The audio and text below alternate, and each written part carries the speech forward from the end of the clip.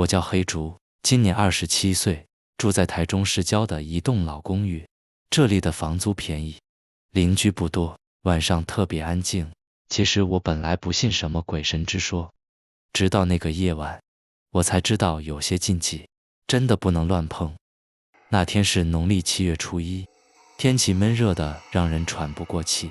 下班回家时，因为今天工作比较忙，所以下班比平常时间要晚。我提着便利商店的晚餐走进公寓，楼道里弥漫着一股潮湿的霉味。因为是老旧公寓，所以没有电梯，我只好一步步爬上5楼。我家对面住着一个老伯，姓林，平常很少出门，据说是个退休老师。每次经过他家门口，都能闻到一股淡淡的檀香味。那天我吹着口哨要去倒垃圾，林伯刚好看到我，突然皱起眉头：“年轻人，今天开始农历7月了，晚上别乱吹口哨，知道吗？”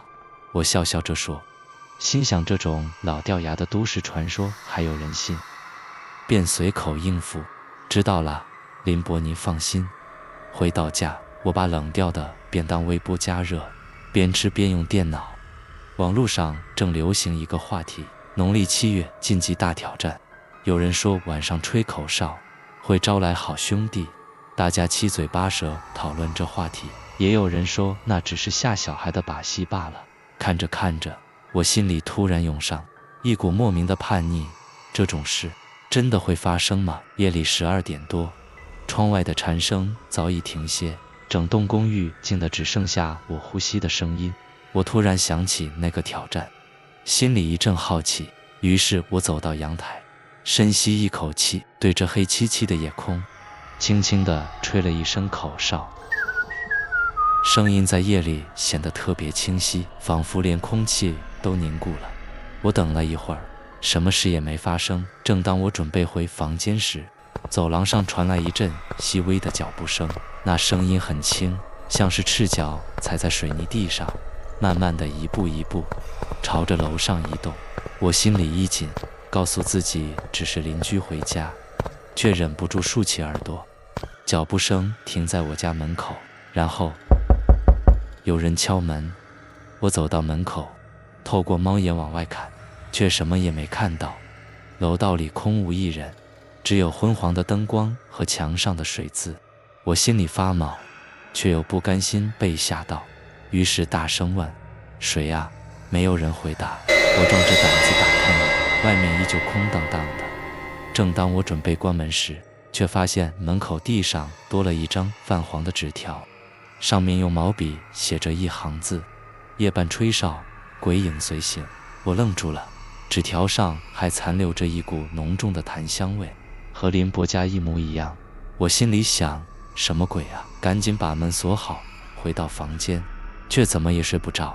半夜2点多，我迷迷糊糊地听到窗外传来一阵口哨声，那声音很轻，却带着诡异的韵律，一下长，一下短，像是在呼唤什么。我猛地坐起来，心跳加速，流下了讨人厌的汗水。那声音越来越近，最后停在我房间的窗外。我不敢动，连呼吸都放轻。突然，窗帘后面传来一阵沙沙声，像是有人在玻璃窗外。我鼓起勇气，颤抖着走到窗边，慢慢拉开窗帘。窗外什么也没有，只有一片漆黑。我松了口气，正要转身，却在玻璃上看到一个模糊的手印。那手印细长，指节异常突出，像是有手按在上面，但又比常人的手指要长。我吓得差点叫出声，连忙用衣服把手印擦掉，却怎么也擦不干净。我盯着那手印发呆，脑袋里开始乱想，会不会是我自己不小心碰到的，还是以前就有，只是我没注意到，又或者是玻璃太久没擦，水渍干了才变成这样。我一边自言自语，一边努力说服自己这一切都很合理，可是心里那股不安却越来越重，像有什么东西总在暗处盯着我。那一夜我再也没敢合眼。隔天一早，我去找林伯，想问问他昨晚的事。林伯却一脸严肃地说：“昨晚你是不是在阳台吹口哨了？”我点点头，他叹了口气，年轻人有些事不是迷信。以前我教书时，有个学生也是农历7月吹口哨，结果他话说到一半，突然停住，眼神闪烁，像是想起什么可怕的事。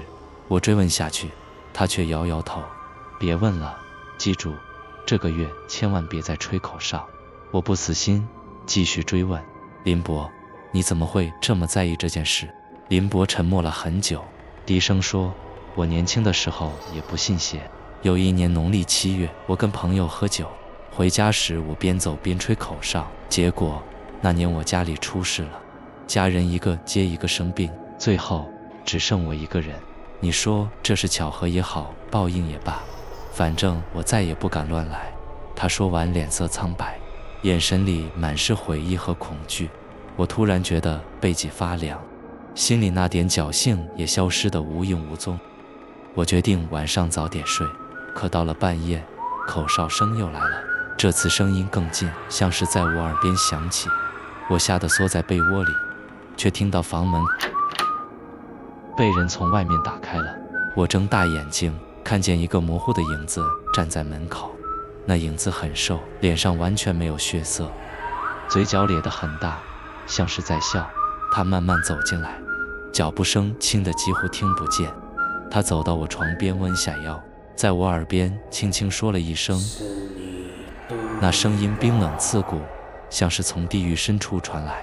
我全身僵硬，动弹不得，只能眼睁睁看着他伸出那只快烂掉的手，慢慢掐住我的脖子。那手冰冷恶心，指甲里还卡着黑色的泥垢。我拼命挣扎，却怎么也挣脱不了，喉咙里只能发出微弱的声音。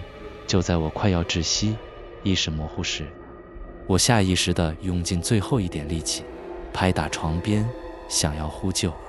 门外突然传来急促的敲门声和林伯焦急的喊叫：“黑竹，你在里面吗？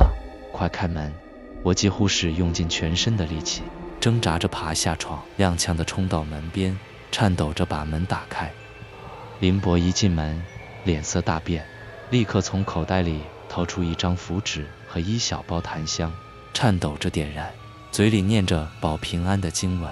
他不是什么法师，只是老一辈懂得这些民间辟邪的做法。屋里的空气顿时变得沉重，阴影像被什么东西驱赶似的慢慢退去。我瘫坐在椅子上，大口喘气，浑身冷汗。林伯把符纸贴在门上，低声说：“你被跟上了，那东西是被口哨声引来的，它会模仿你的声音，等你最脆弱的时候出现，然后慢慢吞噬你的灵魂。”我颤抖着问：“那现在怎么办？”林伯摇摇头，只能撑到7月结束。这段时间尽量在太阳下山前回到家，也不要理会任何奇怪的声音。我会常来看看。你晚上记得烧檀香，把符纸带在身上，千万别让自己一个人待太久。接下来的日子，我几乎不敢出门。每到夜里，总觉得有什么东西在窗外徘徊，有时还会听到那诡异的口哨声。每当我快要撑不下去时，林伯都会来敲门，送来符纸和檀香，陪我聊聊天，让我不至于崩溃。终于，农历7月过去了。那天晚上，我再也没听到口哨声。林伯说：“你安全了。”我以为一切都结束了，直到有一天，我在房间打扫时，发现床底下有一张泛黄的纸条，上面写着：“我还在窗外看着你。”纸条上还残留着那股熟悉的檀香味。从那天起，我再也不敢在夜里吹口哨，因为我知道有些东西永远都在黑暗中等着你，只要你不信邪，就会悄悄地走进你的世界。